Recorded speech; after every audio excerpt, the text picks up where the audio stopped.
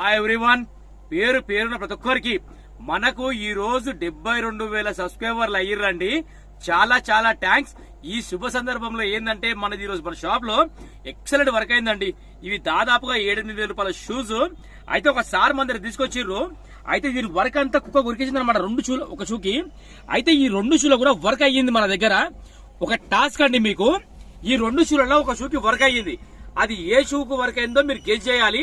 మీరు గెస్ చేస్తే మాత్రం 100% సార్ దగ్గర 1000 రూపీస్ అడిగినా నేను. ఈ 1000 రూపీస్ మీకే.